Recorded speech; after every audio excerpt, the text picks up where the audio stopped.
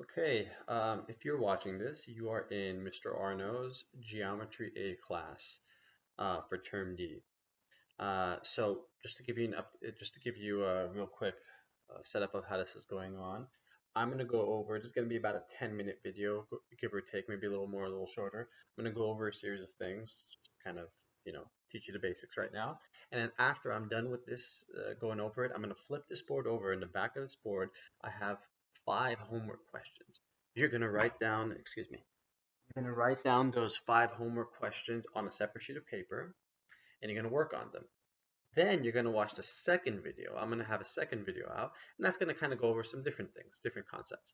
And then at the end of that video, I'm going to flip the board over again. You're going to have another set of questions, maybe 3 or 4 questions on that one.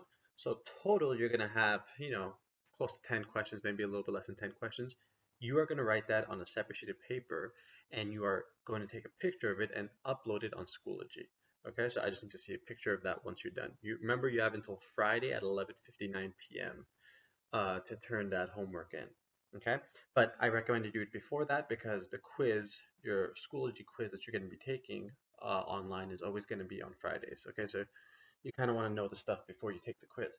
So let's start off with some basics of geometry. A lot of you probably already know this stuff, but I just want to kind of go over it starting fresh. Okay, let's talk about what this is. This is a point. If you have a point, you want to label it. So this is called point A.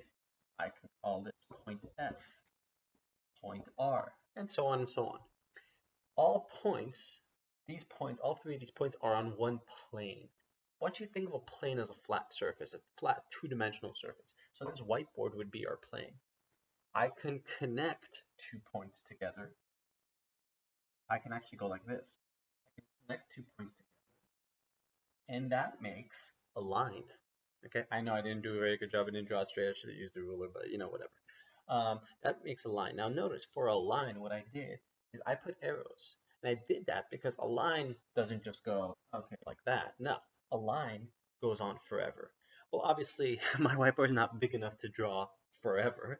So what we do is we just put arrows to say, hey, I'm obviously not going to draw the whole line going on forever because it's infinite. I'm just going to draw arrows to show you that it goes on forever. So there's a way to write this to explain what we're looking at. This is line, sorry, let me make this F a little better. This is line AF.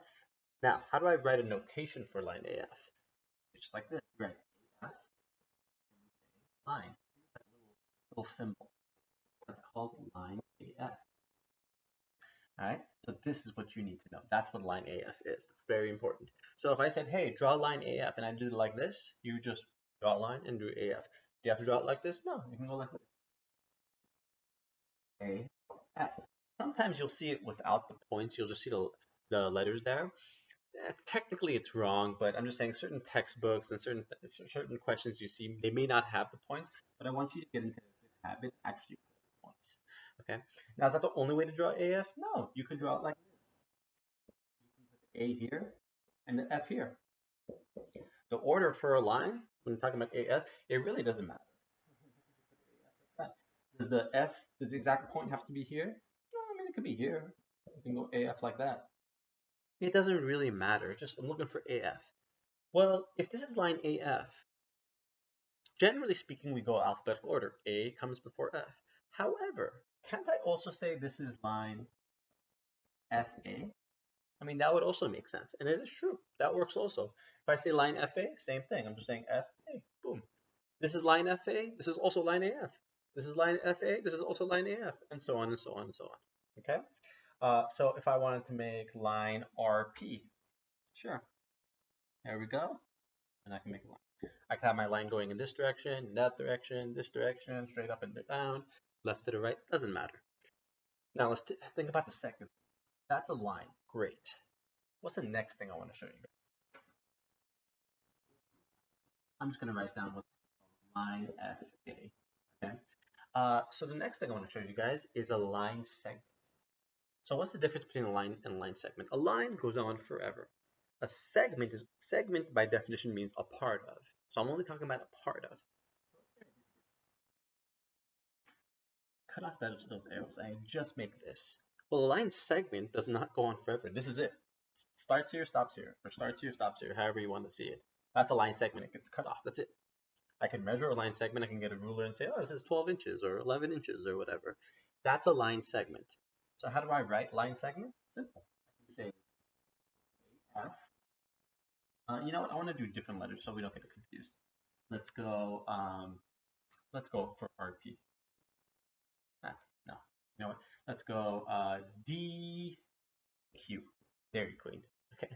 So I can say DQ, and the notation I'm going to put for DQ, I'm not going to put a line with the arrows. I'm going to put a segment.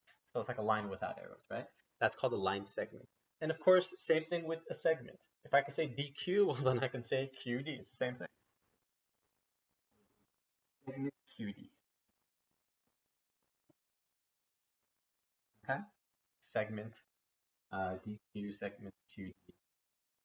Those are both segments. They're the same segment. Moving on, let's talk about something else. Now, what if I have this? I'm going to draw a segment. However, it's going to be a half segment, half line.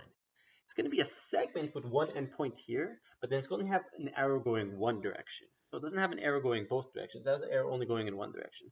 It could be that way. It can be that way, whatever. So the key here is the arrow is only going in one direction forever, but it definitely has an endpoint for one of them.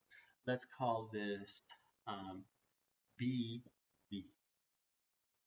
Okay, this is called array. Array. So I'm gonna call this BV. I'm gonna put a little array symbol. Look how cute that is. Now, notice some students get confused. They say, oh, it's array BV and it's going this way, so the little arrow has to point that way. No, it doesn't. We always just point to the right for the little notation here. It could be, you could have it like this, BV. Doesn't matter. You can still just write BV like that. Okay, but this one is the one. Unlike line and line segment, the order of what you say does matter. You have to say it from the endpoint towards the arrow. So from starting from B and going towards V all the way. This one would be B to V. You would not call this ray VB because that don't work that way. So V to B doesn't go that way. It goes, the arrow's going this way. So you'd have to say BV. You couldn't say ray VB on this one. So this one's very strict on that. Okay. Now, a couple things you might see. You can call this ray BV. There's also one more thing you can call this. You can actually sometimes, I don't recommend this, but sometimes you will see it as just like that. Ray B.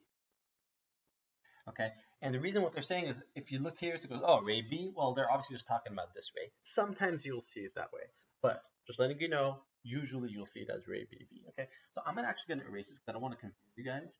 I am always just going to refer to it like this, BV, like that. Okay, let's see what else we got here. We've done those. Now I want to do something interesting. I want to see what happens when I connect this ray right here. I'm going to call this ray, let's call this ray T, U, and then I'm going to connect one ray to another ray, but I'm going to make the second ray be UR, just like that. So what happens is, I want you to take a look at it. I'm going to cover this up. That is ray UT, and that is ray UR. Remember, I have to start from the endpoint going towards the arrow, endpoint goes towards the arrow. When I connect them, though, something interesting happens. What's this whole thing that just formed? This is an angle. And how do we write angle? We write it like this. We write angle. Now, angle is very interesting because an angle, there's multiple ways to say angle. Okay, this little symbol stands for angle. It's not a less than sign, okay, or less than or greater than sign. Don't get confused with that. All right, that looks more like this. Okay, this one's more flat like this on the bottom. Okay, I know it looks confusing, but it's obvious if I'm talking about an angle or if it's a less than or greater than sign. So please don't confuse it with that. Okay, angle. I can say one thing here. Let me tell you what's wrong first. You cannot say angle URT because you literally have to follow the shape of the angle. If I go URT, I'm telling you that it goes here, then here, and then it cuts through here. The hell? There's nothing here. So let's think about the order in which it goes. Let's start with R. I can say angle R, and then from R we go to U, and then from U we go to T. R-U-T. There you go. There's an angle. There's another way to say this angle. What if instead of starting with R, it started with T? That would be angle T to U, and then back to over here with R. So that's angle RUT, angle TUR. Same thing. These are all the same thing. There's one more way to call this, and one more thing to call this angle, and that is by simply just calling it angle U. Okay? These are all angles. However, let me just tell you angle U, what's so special about it. You see that it's at the tip, like that's at the very middle. Okay, it's TUR, right? TUR, RUT. See how U is always in the middle? That is called the vertex. Okay? Just a name for it. You probably won't see that too often in the first few quizzes that you have. You may see it in the future. It's just a nice vocabulary word to know that that's a vertex. Okay. All right. So now that we have that, I want to show one more thing. Okay, and this is where it's going to get really important. Okay. Another thing that you could actually, well, I have a couple more things to show.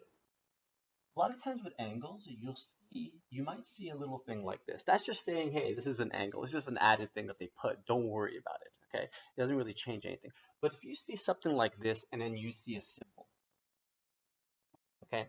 This is a symbol you'll see later on in geometry, but you see it in pre-calculus a lot, like in higher level math. It doesn't mean anything, really. Just think about it as this is just another way of talking about this angle. So I can say, oh, this is angle. This is, and you'll learn this in later on in geometry. This is called angle theta. Okay, that's a symbol, mathematical symbol called theta. They could put any symbol in there. They could put an X there or Y there. They could put, there's a bunch of other different symbols that, they're going to look foreign to you that you've never seen before. But it doesn't really matter. Just know that that just means, oh, that's just another way of calling this angle. But normally what you're going to see me say is TUR or RUT. I'll usually use one of those three. I'll use the three letters. Okay, this is the usual way you'll see it. Sometimes I might say angle U, and you got to know what I'm talking about, okay? So now that that's good, I'm going to erase that for a second. And I have one more quick thing to go over, and this part should be fairly clear to you guys, because you probably have done it. I'm going to show an angle to you guys.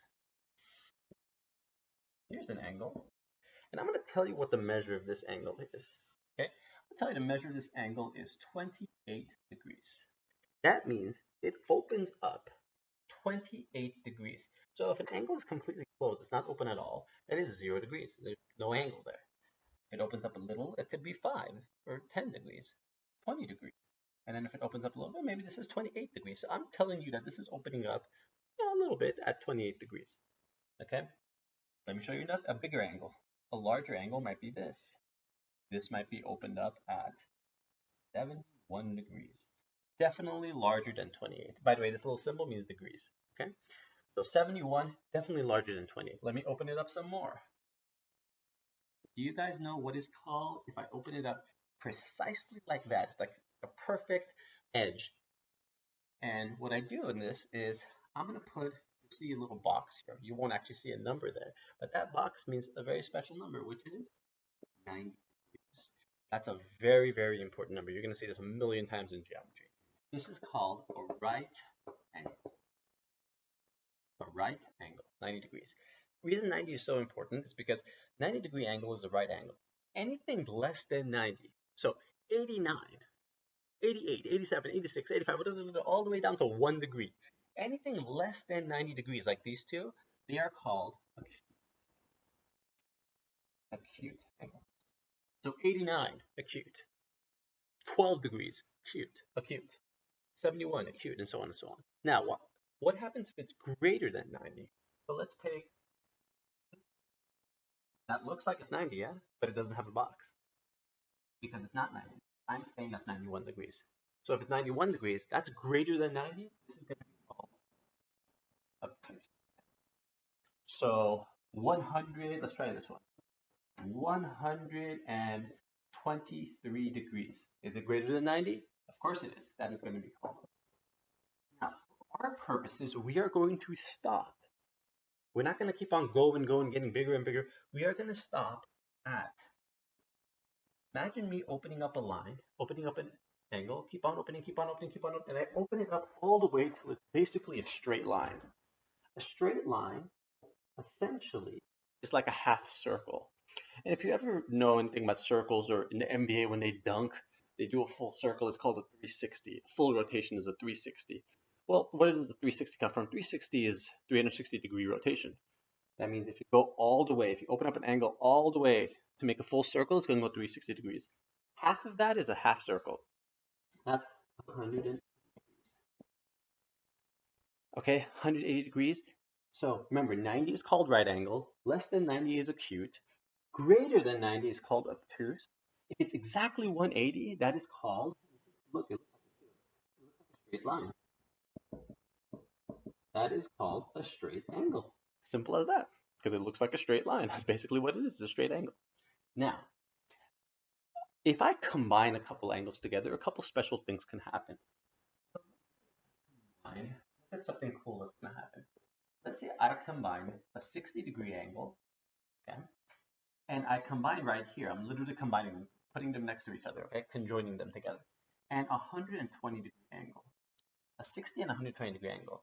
Can you guys see what interesting thing happens? Look, I'm going to cover up these numbers. Do you guys see that straight line that formed right there?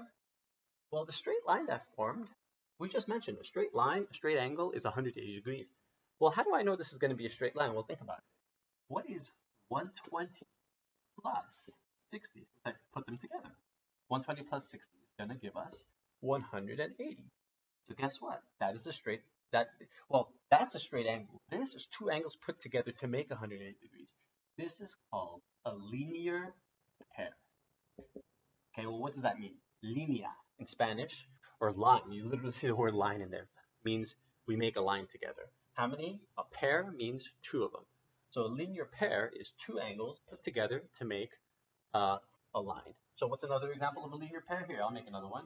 Let's do this one. How about this angle being, I'm just going to mix it up, 30 degrees, and this being 100, this big one, this obtuse angle being 150 degrees. So I have an acute angle 30 degrees and an obtuse at 150. I know that makes a line because 30 plus 150 is, you guessed it, 180 degrees. Now, if this wasn't 150, let's say it was 100. Well, that would not be a linear pair because 100 plus 30 is 130. A linear pair has to be 180 degrees, okay? And besides, that doesn't look right, okay? So yeah, this would be like 150 and 30. Okay, with that information now, I'm going to flip this board over. Oh my god, it's so loud. Okay, I'm going to flip this board over. Don't worry about this, right? This is for my pre-calculus students. You don't need to worry about that, okay? Disregard that. I don't like to erase it. So what you need to do is on a separate sheet of paper, you're going to title 1, 2, 3, 4, and 5. 5 is a matching one, so you can just kind of draw an arrow matching it. And then 1 through 4 is asking you to draw, okay? Complete that, and then you're going to watch the second video. I'm going to put up the second video. In the second video, when I start the homework problems on the second video, it's going to start at number 6 because right now we have 1 through 5, and you're going to see number 6, 7, 8, depending on how many problems we do. All right, sorry to make this video a little bit long, but then the second video will be the last video for this week. So it's only 2 videos for this week. This is video number 1, and you can now go watch video number 2. Thanks, guys.